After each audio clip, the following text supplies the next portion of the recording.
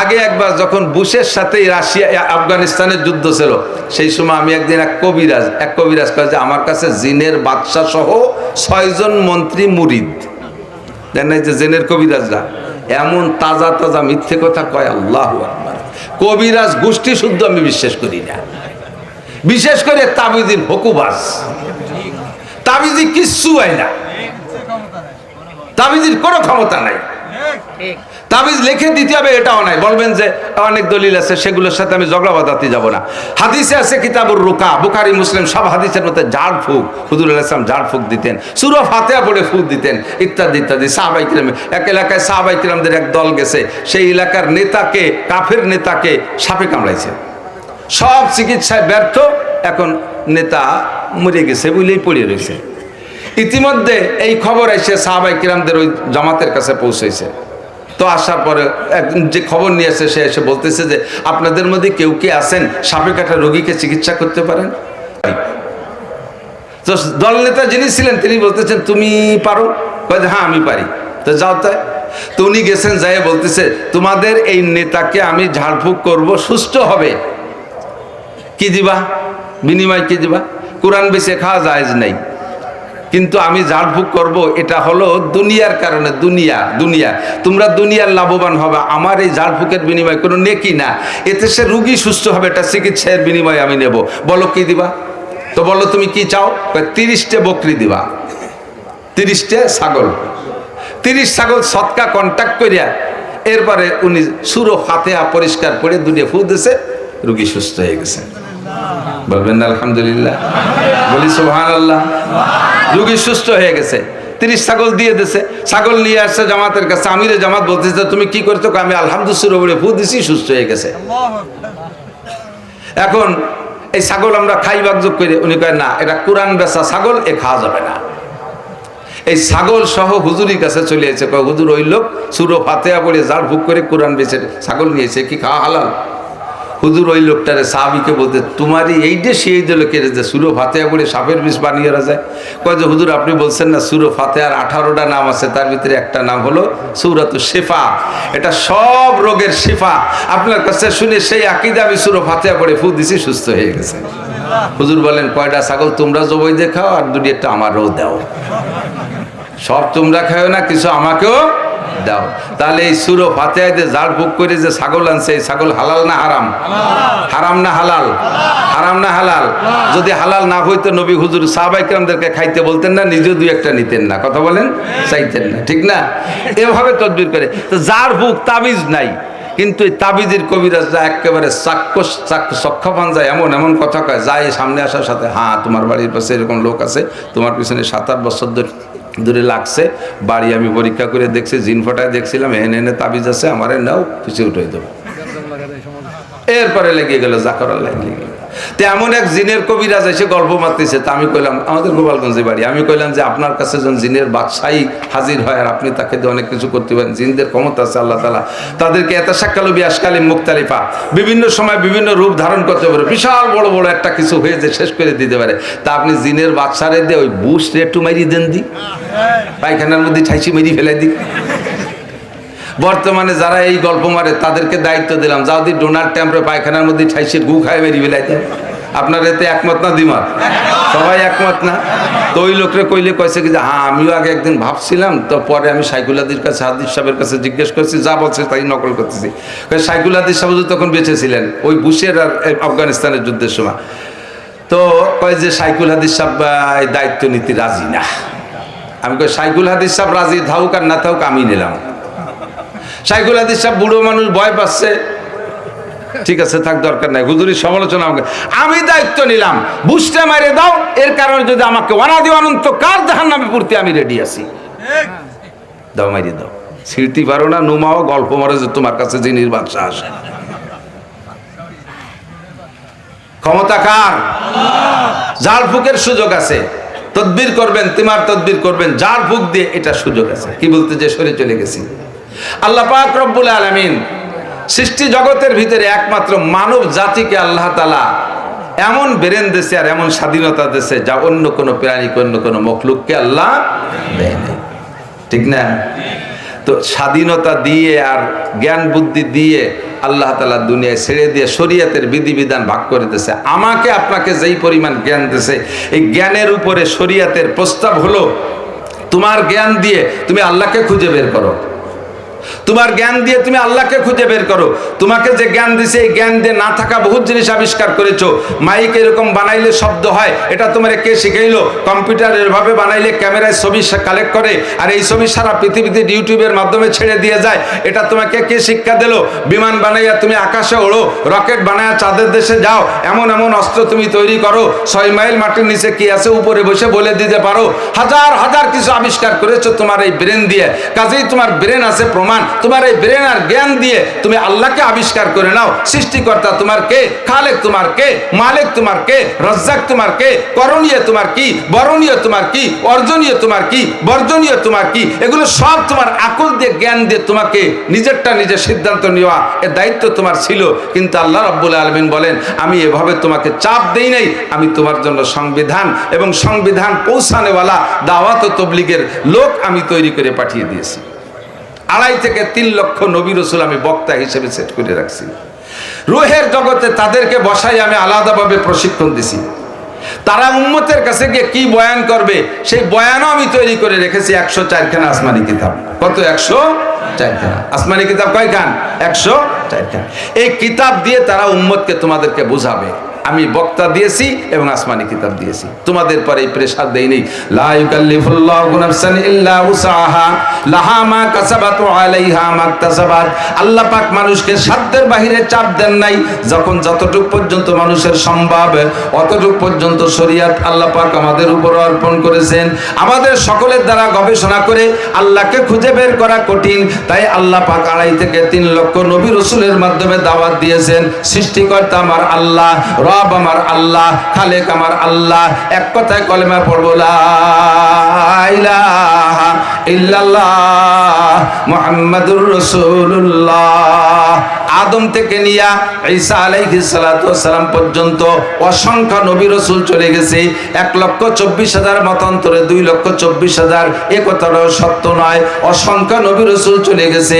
আখিরি নবী মুহাম্মদুর রাসূলুল্লাহ সাল্লাল্লাহু আলাইহি ওয়াসাল্লামকে আল্লাহ পাক আমাদের জন্য নবী হিসেবে প্রেরণ করেছেন। সমস্ত উম্মতের মধ্যে আপনারা যেমন বাছাই করা উম্মত, সমস্ত নবীর মধ্যে বাছাই করা নবী আমাদের নবী মুহাম্মদুর রাসূলুল্লাহ। আল্লাহ পাক বলেন কুনতুম খায়রা উম্মাতিন উখরিজাত লিন-নাস। সব নবীদের উম্মত ছিল, সমস্ত উম্মতের মধ্যে তোমরা সর্বসেরা উম্মত, খায়রা উম্মত, শ্রেষ্ঠ উম্মত।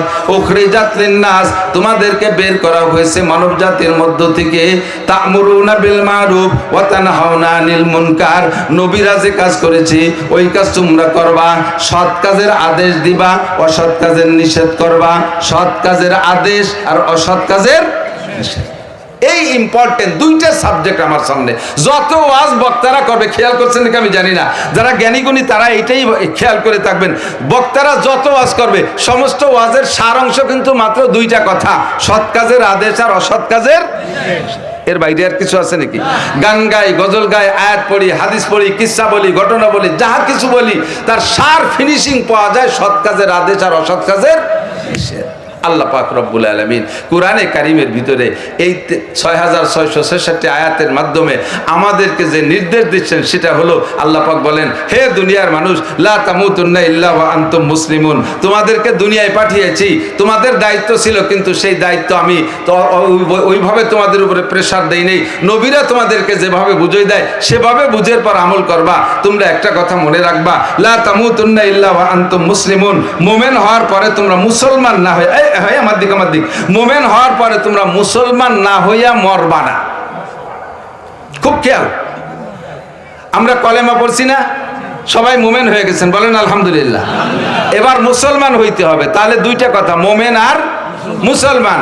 মোমেন হইতে কি লাগে? ঈমান লাগে। আর মুসলমান হইতে কি লাগে? ইসলাম লাগে। যার মধ্যে ঈমান আছে তাকে বলে মোমেন, যার মধ্যে ইসলাম আছে তাকে বলে মুসলমান। তো ঈমান আছে, আমরা কলেমা পড়ছি, বিশ্বাস করছি, ইমানে মুজমাল, ইমানে মুফাসসাল, কলেমা তৈবা, কলেমা শাহাদাত পড়ছি, এর দ্বারা আমি মুমিন হয়ে গেছি। এবার আল্লাহ পাক রব্বুল আলামিন বলেন, লা তামুতুন্না ইল্লা ওয়া আনতুম মুসলিমুন। তুমি মুসলমান না হইয়া মরবা না। আমরা এখন কলেমা পড়ে মোমেন হয়ে গেছি, ইসলাম কত কি এটা আমার জানতে হবে, এরপরে আমল করে মুসলমান হইতে হবে। এখন আপনি আজরাইল যদি আপনার কাছে চলে আসে, আপনি যদি বলে ও আজরাইল, আল্লাহ তো আমার মুসলমান না হয়ে মরতে নিষেধ করছে, আমি তো এমন মুসলমানই নেই ডাক্তার আজম কাপদার খুঁজে পাচ্ছি না, কাজে কয়দিন পরে এসো মুসলমান হই, তারপরে তুমি আমার জান নিও, এই করলে আজরাইল চলে যাবে না? কথা কয় না? তবে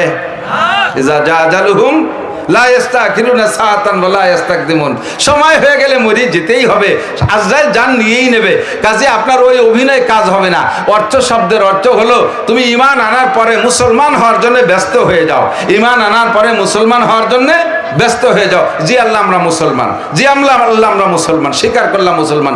আল্লাহ কয় তোমার ইসলাম কতটুকু আর মুসলমানিত্ব কতটুকু এটা আগে বুঝে নাও, তারপরে তুমি ইসলাম কতটুকু অর্জন করেছো এটা তুমি নিজে নিজে একটা মেজারমেন্ট করে একটা মাপ দাও, কতটুকু হইছো। জি আল্লাহ আমার কতটুকু ইসলাম গ্রহণ করতে হবে। আল্লাহ পাক বলেন ইয়া আইয়ুহাল্লাযীনা আমানু দুখুলু ফিস-সিলমি কাফা, হে অন্ধ জগতের অটল বিশ্বাসী নারী আর পুরুষ পাগলরা, উদখুলু ফিস-সিলমি কাফা, আমার ভাই আমার যুবকরা, আমার প্রাণ প্রিয় বন্ধুরা, ঈদের দিন আজ ঈদের পরের দিন তোমাদের অনেক আনন্দ বিনোদনের দিন, অনেক প্ল্যান প্রোগ্রাম সব কিছুকে বিসর্জন দিয়া আজকে আনন্দের দিনটারে তোমরা ধর্মীয় দিকে নিয়ে আসছো। ধর্মের মাধ্যমে ইসলামের মাধ্যমে তোমরা বিনোদনটাকে এদিক নিয়ে আসছো। তোমাদের এই নফসের সাথে যে মুজাহাদা করেছো, এই জেহাদের বিনিময় কিয়ামতের ময়দানে পাইবা। এত পরিশ্রম আর এত পয়সা খরচ করে যেহেতু অনুষ্ঠান তৈরি করেছো, প্রত্যেকটা কথা ক্লাসের মতো মুখস্থ করে নিতে হবে, নষ্ট করা যাবে না সময়। উদখুলু ফিস-সিলমি কাফা, ইসলামের মধ্যে প্রবেশ করো পরিপূর্ণ। ইসলাম কতটুকু আর তার পরিপূর্ণতা কতটুকু? নবী পাক বলেন ইসলাম একটা ঘর, কথা বহুবার শুনেছেন, এরপর আবার শুনবেন। ইসলাম একটা ঘর, 5 খুঁটি বিশিষ্ট একটা ঘর। কয় খুঁটি? 5 খুঁটি বিশিষ্ট একটা ঘর। কোন ঘরে যদি 10টা খুঁটি থাকে তাহলে 5টা করে খুঁটি লাইন ধরে দেওয়া যায়। 4টে খুঁটি হলে 2 খুঁটি লাইন ধরে দেওয়া যায়। 6টা খুঁটি হলে 3 খুঁটি 2 লাইনে দেওয়া যায়। কিন্তু খুঁটি 5টা। খুঁটি কয়টা? তাহলে 5টা যদি খুঁটি হয় ঘরের, 5টা খুঁটি সেট করার পদ্ধতি কি? 5টা খুঁটি সেট করার পদ্ধতি হলো 4টে খুঁটি এভাবে 4 কোণায় থাকবে, মাঝখানে একটা খুঁটি দিয়ে মটকারে ঠেলে রাখতে হবে। কারণ এদিকের কাতারে দুনির সাথে যদি একটা বাড়াই দেয় তাহলে 1 পাঁচা খুঁটি বেশি হয়ে যায়। তাহলে এই 5 নম্বর খুঁটিরে কোন জায়গা দেবো? 5 নম্বর খুঁটিরে দেবো মাঝখানে। খুব মিলিয়ে নেবেন। 5 নম্বর খুঁটি থাকবে কোন জায়গা? 4 খুঁটি 4 কোণায়, 5 নম্বর খুঁটি মাঝখানে। মাঝখানের খুঁটি ঘরের মটকা উঁচু করে রাখবে, সেই খুঁটিটার নাম হলো বুনিয়াল ইসলাম আলা খামসিন। সেই খুঁটিটার নাম হলো শাহাদাতি আল্লাহ ইলাহা ইল্লাল্লাহ। 1 নম্বরে অন্তর থেকে স্বীকার করব আশহাদু আল্লা ইলাহা ইল্লাল্লাহ। পড়েন না আশহাদু আল্লা ইলাহা ইল্লাল্লাহু ওয়া আশহাদু আন্না মুহাম্মাদান আবদুহু ওয়া রাসূলুহু। যদি কোনো ব্যক্তি কালেমা লা ইলাহা ইল্লাল্লাহ মুহাম্মাদুর রাসূলুল্লাহ একবার পড়ে, ওই ব্যক্তির আমলনামায় এক হাদিসে আছে সঙ্গে সঙ্গে আল্লাহ তাআলা 4000 নেকি লিখে দেয়। অন্য হাদিসে আসছে যদি কোনো ব্যক্তি কলেমায়ে তয়্যিবা কলেমায়ে শাহাদাত একবার পড়ে, তামলাউ মা বাইনাস সামাই ওয়াল আরদ, আসমান আর জমিনের মাঝখানে যত ফাঁকা জায়গা আছে সমস্ত ফাঁকা জায়গা নেকি দ্বারা ভরপুর হয়ে যায়। এই জন্য সুযোগ আসলে এই গনিমত সুযোগটা ছাড়বো না। 1 নম্বর খুঁটি হলো মাঝখানের খুঁটি, আশহাদু আল্লাহ ইলাহা ইল্লাল্লাহ ওয়া আশহাদু আন্না মুহাম্মাদান আবদুহু ওয়া রাসূলুহু। তরজমা জানেন তো? আমি সাক্ষ্য দিতেছি আল্লাহ ছাড়া কোনো মাবুদ নাই, আমি আরো সাক্ষ্য দিতেছি মুহাম্মাদুর রাসূলুল্লাহ আল্লাহর বান্দা ও বিশ্বাস আছে তো? ইমানের ইসলামের ঘরের মাঝখানের খুঁটি সেট হয়ে গেছে। এবার আর 4টে খুঁটি 4 কোণায় দেন। 1 নম্বর খুঁটি কলেমায়ে শাহাদাত পড়ে ঈমান আনার পরে সর্বপ্রথম মুসলমানের এই ব্যক্তি মুমিন হয়ে গেল। এই মুমিনের উপরে সর্বপ্রথম ইসলাম যেটা এখনই এসে প্রেজেন্ট হয়ে গেছে, উপস্থিত হয়ে গেছে, সেইটা হলো খামসু সালাওয়াত ওয়া ইকামিস সালাত, 5 ওয়াক্ত নামাজ। একটু বলেন নামাজ কয় ওয়াক্ত? আরেকবার বলেন কয় ওয়াক্ত? হুজুর বলেন মান হাফাজা আলা সালাওয়াত আকরামাহুল্লাহু বিখামসি খিসাল। আল্লাহ নবী সাল্লাল্লাহু আলাইহি সাল্লাম বলেন, আল্লাহ পাক রব্বুল আলামিন 5 ওয়াক্ত নামাজ ফরজ করেছে। কেন মস্ক করাইতেছে? আমার দিক তাকান। আমাদের ভিতরে ফিতনাবাজ বহুত ঢুকছে, যেমন শিয়া এক ফিতনা তারা ঢুকছে, কাদিয়ানি এক ফিতনা তারা ঢুকছে, ইদানিং হিজবুত তাওহীদ নামে এক ফিতনা ঢুকছে। মিডিয়ায় দেখছেন না তাদের জামাত ঈদের নামাজ? যুবকরা দেখছো না? ইউটিউবে যারা দেখছেন, হিজবুত তাওহীদ এক ফিতনা। এদের বর্তমান লিডারের নাম পাঙ্কু সেলিম। কি নাম? আর এই পাঙ্কু সেলিমের গুরুর নাম বায়েজিদ খান পন্নী।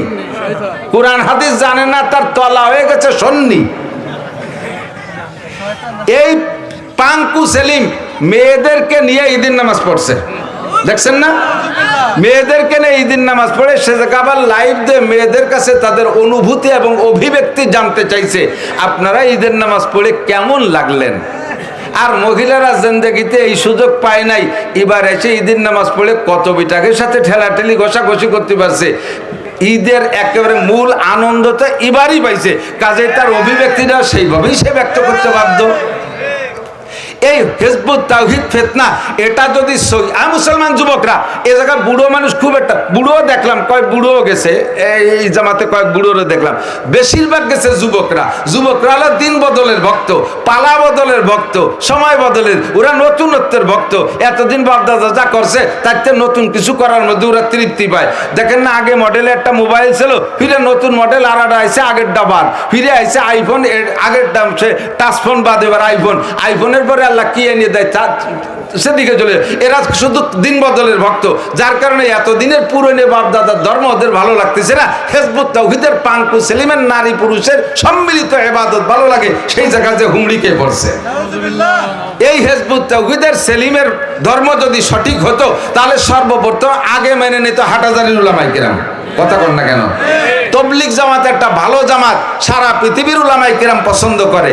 হক্কানি পীর মাশায়েখদের কারবার এটা ভালো কারবার, যার কারণে সরসিনের পীর সাহেবদেরকে হাজার হাজার উলামায়ে কেরাম সমর্থন করে, সরমুনের পীর সাহেবদেরকে হাজার হাজার উলামায়ে কেরাম সমর্থন করে, সাদর শাহ হুজুরের লক্ষ লক্ষ উলামায়ে কেরামরা সমর্থন করে। কিন্তু হিজবুত তাওহীদের পাঙ্কু সেলিমের এই দলের সাথে কয়জন মাওলানা আছে কইতে পারবেন? আছে কোনো মাওলানা? তাহলে কোন ইসলামের নামে কোন দল ভ্রান্ত প্রমাণ হইতে জন্য এটাই একটা দলিল, যার সাথে হক্কানি উলামায়ে কেরাম থাকে না। কতক্ষণ হক্কানি উলামায়ে কেরাম থাকে না। এই ফিতনা। 4 নম্বর ফিতনা আরেকটা আইছে আহলে কোরআন। আহলে কোরআন জানাই দেওয়া দরকার আছে। বলবেন যে হুজুর আমাদের এদিক নাই, ও মানে ওই চিন্তা করে লাভ নাই, জানাই দে এজন্য এদিক খেয়াল করেন। কোনো ঘরে যদি আগুন লেগে যায়, কোনো ঘরে যদি আগুন লাগে, মানুষের সর্বপ্রথম চেষ্টা করে যে ঘরে আগুন লাগছে ওই ঘরে পানি ডালে, ঠিক না? যে ঘরে আগুন লাগছে ওই ঘরের আগুন নিবানোর জন্য চেষ্টা করে। যদি সফল হয় তো ভাবিহা, আর যদি দেখে যে আর না, আগুন পানি ঢেলে এ ঘরে আগুন নিবেনো যাচ্ছে না, কোনোভাবে পারছে না, তখন কি করে বলেন তো? আমি জানি না আপনারা কি করেন। জ্ঞানীদের কাজ পাশের ঘরে, ভালো ঘরে পানি দিয়ে ভিজে, ঠিক না?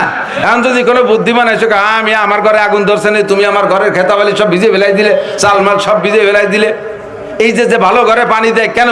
যাতে ওই যেটা গেছে তো সেটা গেছে, ওইটার আগুন এসে ভালোগুলো যাতে পুড়িয়ে না যায়, ঠিক না? যারা পুড়িয়ে গেছে তো গেছে, হিজবুত তাওহীদের কাছে ধরা খাইছে তারা তো গেছে। আপনাদের এলাকায় নাই, সতর্ক করে দিয়ে গেলাম, ওই পাঙ্কুর কোন চেলা চামুন্ডার জন্য এলাকায় ঢুকতে না। যুবকরা রেডি থাকবে, যুবকরা রেডি থাকবে। যদি কেউ আসে ধরে নিয়ে যাবেন তারাইল বুকরা মাদ্রাসায়, নিয়ে যাবেন গলগিরাম মাদ্রাসায়, নিয়ে যাবেন বড়রাট মাদ্রাসায়, নিয়ে যাবেন মাওলানা আব্দুল হামিদ সাহেবের কাছে, নিয়ে আসবেন আমার কাছে, আমাদের কাছে নিয়ে আসবেন। ইনশাআল্লাহ জিন্দেগিতে তারা আমাদের কাছে আসতে সাহস পাবে না। এই হিজবুত তাওহীদ। 2 নম্বরে আহলে কোরআন এক দল আছে, নামটা কত সুন্দর, আহলে কোরআন, তার মানে কোরআনওয়ালা। একলি সবাই দুর্বল হয়ে পড়ে না? কোরআনওয়ালা, তাহলে তো ভালোই হবে। হুজুররা তো নিজের নাম কোরআনওয়ালা কয় না, কওমি হুজুর আর আলিয়ার হুজুর, এটা কোরআনওয়ালা। এই আহলে কোরআন দাবি করে তারা এসে কি দাবি করে জানেন? কয় যে নামাজ 3 ওয়াক্ত। নামাজ কয় ওয়াক্ত? জোর হলো না? ওরা কয় কয় ওয়াক্ত? যতই আহলে কোরআন আর আহলুল্লাহ আল্লাহ ওয়ালা দাবি করুক, যেই লোকটা নামাজ 3 ওয়াক্ত বলবে ওই লোকটা সঠিক না বেঠিক? ওর কথা খাবেন নাকি? ও যতই দলিল দেখ, দলিল সহ আমার কাছে নিয়ে যেতে যাবেন, পথের থেকে একটু পায়খানা করিস, তুই দাঁড়া, পিছন দিয়ে পলায় চলে যাবে, জীবনে কোনো হুজুরকে কাছে যাবে না। আসবে স্কুল কলেজ ইউনিভার্সিটির ছেলেদের কাছে যারা নতুনত্বের ভক্ত। এই জন্য আমি মস্ক করাইতেছি নামাজ কয়েক তো। এবার নামাজ সম্পর্কে কোরআন শরীফের কোন জায়গা আল্লাহ পাক বলেন নাই। আমরা বাংলায় বলি নামাজ পড়ো, কি বলি নামাজ, ফাঁকে আর একটা এসে গেছে, এর সাথে আর এক দল আছে আহলে হাদিস, ভিতরে কেউ থাকলে এবার রাগ করবেন না। আপনি আহলে হাদিস কেউ থাকলে আমি তাকে টার্গেট করছি না। যে আহলে হাদিসওয়ালা, যে আহলে হাদিসওয়ালা গোলামি করে, বাড়াবাড়ি করে, আমি তার বিপক্ষে। আহলে হাদিস বাংলাদেশের আহলে হাদিসরা রফে আদান করে। আমি এই যে রমজানে উমরায় গিয়েছি, মক্কা মদিনায় রফে আদান করে, সমস্যা নাই, করেন। তারা বুকের পর ছানা বাঁধে, এরাও বাঁধে। বিরোধিতা তাদের সাথে করি না তো এদের সাথে কেন করব? মুশকিল হলো বিরোধিতা করার কারণ হলো যে এরা চার ইমামের কোন ইমাম মানে না। মক্কা মদিনা ইমাম আহমদ ইবনে হাম্বল রাহমাতুল্লাহ আলাইহির অনুসরণ করে। ইমাম আহমদ ইবনে হাম্বল, ইমাম মালিক রাহমাতুল্লাহ আলাইহি, ইমাম শাফি রাহমাতুল্লাহ আলাইহি ইনরা কোরআন হাদিস থেকে যেভাবে বুঝছে তাতে বুকের বার ছানা বাঁধতে হবে, রফে আদান করতে হবে, আমিন জোরে বলতে হবে। আপনারাও তিন ইমামের কোন ইমামের অনুসরণ কইরা আপনি আমলগুলো করেন, আপনার সাথে কোনো বিরোধ নাই। আপনি চারি ইমামরে জাহান্নামে পাঠাই দিয়ে চারি ইমামের অনুসরণ করাকে শিরিক আর কুফর বইলা আপনি আবার সেই কথাগুলো বাস্তবায়ন করার চেষ্টা করবেন, সমাজে এসে ফিতনা সৃষ্টি করবেন। আপনার কথা আমি খাইতে রাজি না, আপনাকে আমি প্রত্যাখ্যান করি। আপনার মতো আহলে হাদিস দাবিদার, আপনি আপনি ফিতনা সৃষ্টিকারী, আপনি একজন ভ্রান্ত ভুলের উপরে আছেন। কথা বলেন ঠিক না? আমরা তারাবির নামাজ পড়ছি কয় রাকাত? তারা এসে আমাকে পড়াইতেছে 8 রাকাত। আল্লাহে 17 সালে গেছি উমরায় রমজান মাসে, সে জায়গা দুইয়ে মসজিদে হেরেম শরীফ মক্কা মদিনা দুইয়ে মসজিদে আমি 20 রাকাত তারাবি পড়ে আসছি। করোনার বছরের থেকে তারাবির নামাজ মক্কা মদিনায় কমাই ফেলাইছে 10 রাকাত। এবারও 10 রাকাত পড়ছি, তবু 8 রাকাত না। তোমরা যারা মক্কা মদিনার দোহাই দিয়ে 8 রাকাত তারাবির প্রস্তাব দিচ্ছ, তোমরা মক্কা মদিনায় গিয়ে দেখো সে জায়গায় 10 রাকাত পড়ে, তাকে দিয়ে 8 রাকাত পড়ে আসো। কথা বলেন ঠিক ঠিক না? আমরা 8 রাকাত না 10 রাকাত না, আমরা কোরআন হাদিসের দলিল যেটা আছে সেটা তো আছেই। আপনাদের কাছে আমি কোটেশন দিয়ে হাওলা দিয়ে হাদিস বলার কোনো ফায়দা আমি প্রয়োজন মনে করি না। এত নম্বর হাদিস, এত নম্বর হাদিস আপনি তো মনে রাখতে পারবেন না, সে জায়গায় রিডিংও দেখতে যেতে পারবেন না। আপনি বাংলাটা বুঝে নেন, সংক্ষেপে একটা বাস্তব বুঝলে আপনার আমল করতে সহজ হবে। যদি কিয়ামতের ময়দানে নবী পাক সাল্লাল্লাহু আলাইহি সাল্লাম বলেন আসো তোমরা তারাবির নামাজের হিসাব দাও, সুন্নতের হিসাব হবে নবীর কাছে। সুন্নতের হিসাব কার কাছে? নবীর কাছে। নবী ডেকে বলবেন তারাবির নামাজের হিসাব দাও। জি হুজুর, কয় রাকাত করে জমা দেব? হুজুর বললেন 8 রাকাত করে তারাবি জমা দাও। কয় রাকাত? যেভাবে বলছে এইভাবে আগে বলেন। হুজুর বললেন যে তারাবির নামাজ এই খাতায় 8 রাকাত করে জমা দাও। কয় রাকাত? 8 রাকাত করে জমা দাও। এখন আমরা পড়ছি কয় রাকাত? 8 রাকাত জমা দিয়ে যদি হুজুর নেন আমরা 8 রাকাত জমা দেই, তাহলে আর আমার ফান্ডে থেকে যাবে কত? 12 রাকাত, ঠিক না? 12 রাকাত থাকবে। এই 12 রাকাত দিয়ে কাজ করার মতো কাজ আছে। কি কাজ? কিয়ামতের ময়দানে আউয়ালু মা ইউহাসাবু বিহিল আবদু ইয়াওমাল কিয়ামাতিস সালাহ, হাসরের মাঠে সর্বপ্রথম আল্লাহ তাআলা নামাজের হিসাব নেবেন, ফরজ নামাজের হিসাব নেবেন। তো ফরজ নামাজে যদি কোনো বান্দার ঘাটতি থাইকা যায়, ওই বান্দার আমল নামায় নফল নামাজ থাকলে ওই নফল নামাজে তার ফরজের ঘাটতি পূরণ করা হবে। তাহলে আমার তারাবি পড়া আছে 20 রাকাত, নবী জমা নিলেন 8 রাকাত করে, আমার কাছে থাইকে গেল 12 রাকাত। এই 12 রাকাত দিয়ে আমার এরকম ঘাটতি আছে না নাই? সাবালেগ হওয়ার আগের থেকে বা যেদিন সাবালেগ হয়েছেন সেই দিন থেকে রেগুলার জীবনের শেষ পর্যন্ত 5 ওয়াক্ত নামাজ সঠিকভাবে পালন করেছেন কয়জন পাবলিক আছেন? বহু মানুষ আছে না? গ্যাপ আছে না? আপনার সমস্যা আছে না নাই? তো 12 রাকাত তারাবি ফান্ডে থেকে গেলে ওই গ্যাপটা আপনি পুরো করতে পারবেন। যদি নবী বলেন এই তারাবি 20 রাকাত করে জমা দাও, আর আপনি বলে গেছেন 8 রাকাত, এবার 12 রাকাত পাবেন কোন জায়গা? এই শর্ট 12 রাকাত আপনি কি দিয়ে পুরাবেন? কাজে আমি পড়বো কয় রাকাত? 20 রাকাত। ঠিক কি ঠিক না? এই আহলে হাদিসের এক ফিতনা চলে। ইদানিং আবার তারাবি ঈদের নামাজের ভিতরে এই বছর উৎপাত বেশি দেখতেছি। এই সরকার পাল্টে যার কারণে না কি জন্য তা করতে পারতেছি না, তাতে আর কর কায়দা নাই। তো এই আহলে হাদিস এলাকা উৎপত্তি, এবার তার ঈদের নামাজ 12 তাকবীর দিয়ে পড়ানোর জন্য আদা জল খাইয়ে নামছে কয়টা দেখছেন না ফেসবুক আর টেলিভিশনের ভিতরে? ঈদের নামাজ 12 তাকবীর দিয়ে পড়াইতে হবে। পড়ো 12 তাকবীর দিয়ে, যদি তুমি 4 ইমামের 3 ইমামের কোনো ইমামের অনুসরণ করে পড়ো, তোমার সাথে আবার বাধা নাই। আমরা পড়ছি কয় তাকবীরে? 6 তাকবীর। কয় তাকবীর? আমাদের কাছে দলিল আছে 6 তাকবীরের। একটা হাদিস আছে আর 12 তাকবীরের হাদিস আছে 5-7টা। একটু খেয়াল করেন, কথা কি বুঝতেছেন নাকি? ক্লাসের মতো ভাই ওলামায়ে কেরাম বেশি খেয়াল করবেন, ওলামায়ে কেরাম অশনে কম। কয় যে এ তো সব জানি। এই জানার ভিতর দিয়ে আপনি যখন আটকে যান সে সময় আওয়ারিয়ে পড়েন, জব দিতে পারেন না। এই কথাগুলি একটু এই তরতিবের সাথে মুখস্থ করে দেন। 12 তাকবীরের হাদিস আছে 5টা, আর 6 তাকবীরের হাদিস আছে 1টা। 6 তাকবীরের হাদিস একটা, একই কথা 5 জনে বলছে। একজন ভ্যান চালাই নিয়ে, একজন রিক্সা চালাই নিয়ে, একজন কোদাল কুবাই নিয়ে, একজন জাই নিয়ে, একজন সুইপার। এই 5 জনে একটা কথা বলছে, আর তার এগেনেস্টে এমপি সাহেব একটা কথা বলছে। এমপি সাহেব, উদাহরণটা ভালো হল না, না উদাহরণটা ভালো হয়নি, যাক এটা থাক, না না না পরে যে ভালো হবে না, দরকার নেই, এটা অন্য কাজে অন্য জায়গায় সেট করবেন। এদিক দেখান, যশোরে হুজুর আমাদের যশোরে হুজুর আবুল হাসান যশোরী রহমতুল্লাহ, উলামায়ে কিরাম চিনতেন, মুরব্বীরা চিনতেন। আবুল হাসান যশোরী হুজুর রেল স্টেশন মাদ্রাসা, বহুত বড় আলেম। দেওবন্দের থেকে লেখাপড়া শিখে বাংলাদেশে আসার সময় দেওবন্দের উলামায়ে কিরাম বলছেন, বাংলাদেশে একটা জিন পাঠাইলাম, 24 ঘন্টা পড়াশোনা করে, মাথা ব্যথায় না, চোখে খারাপ লাগে না, ঘুম আসে না। এই জিন ছাড়া আর কি বলা যায়? তো বাংলাদেশে একটা জিন পাঠাইলাম, বহুত বড় আলেম, শাইখুল হাদিস। পটিয়ার মুফতি সাহেব হুজুরের কাছে বায়াত, আমি নানুপুর গিয়ে কথাটা শুনেছি।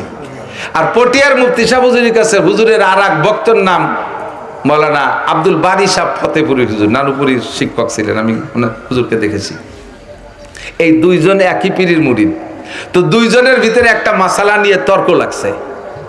তো যশোরের হুজুর রাগী মানুষ, উনি বললেন, ভাই আমি এই মাসালাটা 100 বার দেখেছি, মাসালাটা 100 বার দেখছি কিতাবে।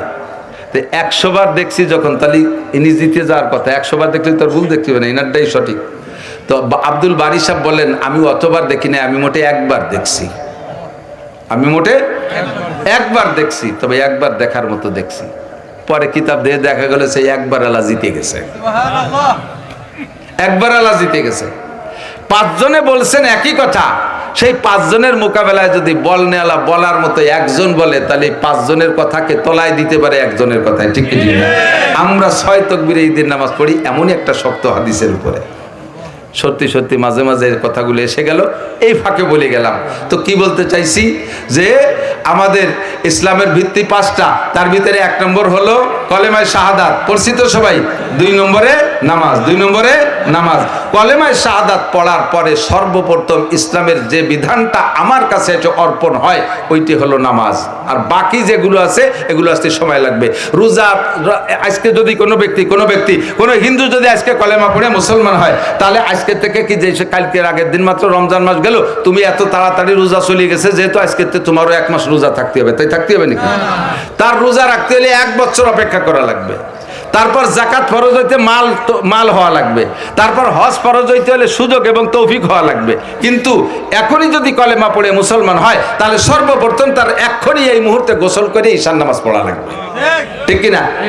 আসরের নামাজের পড়ার পরে বেলা ডুবার মাত্র 5 মিনিট আগে যদি কোনো হিন্দু কলেমা পড়ে মুসলমান হয়, লা ইলাহা ইল্লাল্লাহ মুহাম্মাদুর রাসূলুল্লাহ, কলেমা পড়ার সঙ্গে সঙ্গে ওই লোকটা এবার মুমিন হয়ে গেছে, তারে গোসল করাইতে হবে।